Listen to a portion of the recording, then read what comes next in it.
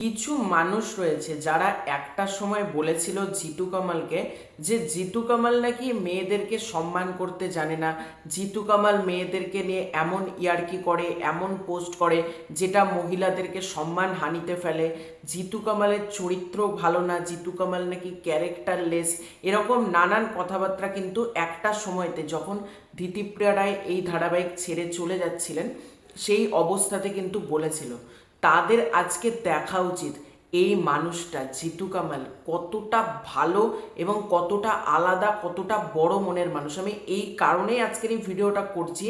সেই সকল হেটার্স যারা জিতু কামালকে নিয়ে তখন এত বাজে বাজে কুরুচিকর মন্তব্য করতেও দুবার ভাবেনি, একটা ইয়ার্কি বা একটা মজা সেটাকে নিয়ে তারা এমন সোশ্যাল মিডিয়াতে করে তুলেছিল যেন তারা কত মহিলাদেরকে রেসপেক্ট করে। মানে যারা ওই সময় করেছিল, মানে এত কুরুচিকর মন্তব্য জিতু কামালকে শুনতে হয়েছিল, যারা করেছিল, যারা বাজে কথা বলেছিল, তারা তখন এমন হাবভাব দেখিয়েছিল যে আমরা মহিলাদেরকে সম্মান করি এত, মানে তাদের মতন সম্মান গোটা পৃথিবীতে কেউ করতেই পারে না, এরকম তারা হাবভাব দেখিয়েছিল। তারা আজকে তাদের দেখা উচিত। জিতু কামাল মানে কোনো কথা না বলে তাদেরকে ঠাঁটিয়ে একটা চড় মেরেছে, আমি এটা বলতে পারি।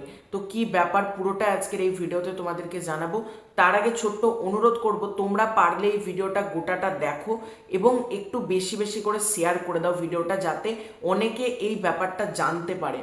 তাদেরও জানা উচিত, প্রত্যেকের, যারা জিতু কামালের ফ্যান তাদের তো অবশ্যই জানা উচিত, যারা জিতু কামালকে ভালোবাসে বা যারা জিতু কামালকে প্রতি হেট্রেট ছড়ায়, সর্বোপরি এটা তাদের আরও বেশি করে জানা উচিত। আগে একটা ছোট্ট অনুরোধ করব, চ্যানেলে প্রথমবার হয়ে থাকলে চ্যানেলটাকে সাবস্ক্রাইব করে দিও।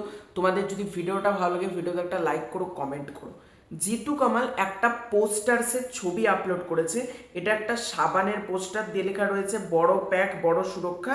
এবার সেই সাবানের নামটা হ্যাশ করে দেওয়া হয়েছে, দিয়ে জিতু কামাল এখানে লিখছেন, পোস্টারে মহিলা দেখে তার মুখে আঁকিবুকি কাটা, পানের পিক ফেলা, বুকের অংশটা ছিঁড়ে ফেলা, এ কিন্তু সন্দেহজনক রেপিস্ট।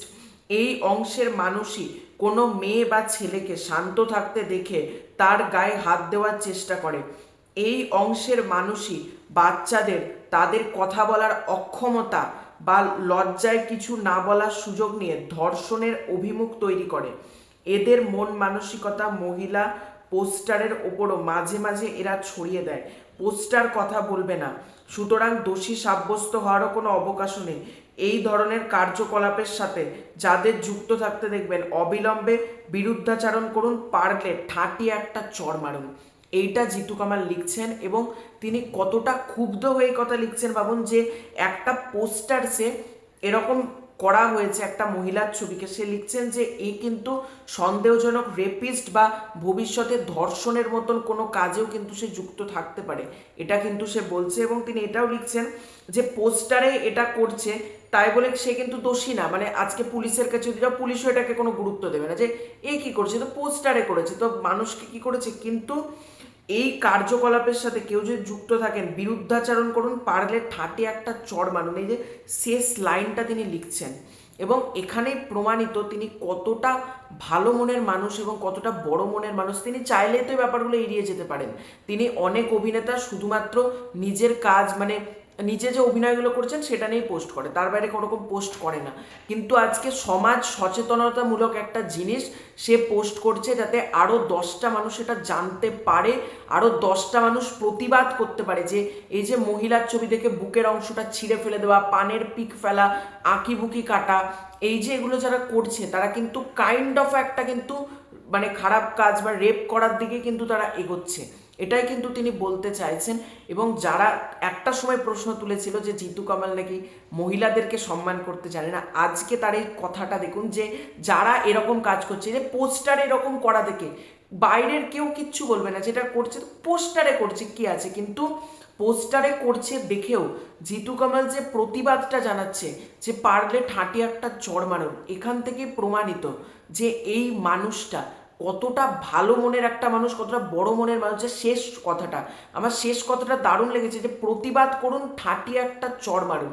শুধুমাত্র সেই সকল মানুষদেরকে তো যারা করছে অবশ্যই তাদেরকে মারা উচিত। এবং জিতু কামাল এই কথার মাধ্যমে যারা একসময় জিতু কামালের দিকে মানে আঙুল তুলেছিল যে এই মানুষটা তো মহিলাদেরকে সম্মান দিতে জানে না, তাদেরকেও কোথাও গিয়ে একটা ঠাটিয়ে চড় মারলো কিন্তু জিতু কামাল। আমার ব্যাপারটা খুব ভালো লাগলো, এই জন্য এই ভিডিওটা বানালাম। তো তোমাদের পুরো ব্যাপারটাকে নিয়ে কি মতামত কমেন্ট করে জানিও। চ্যানেলে প্রথমবার হয়ে থাকলে চ্যানেলটাকে সাবস্ক্রাইব করে দিও। খুব শীঘ্রই দেখা হচ্ছে নতুন কোনো ভিডিওতে, ততক্ষণের জন্য বাই।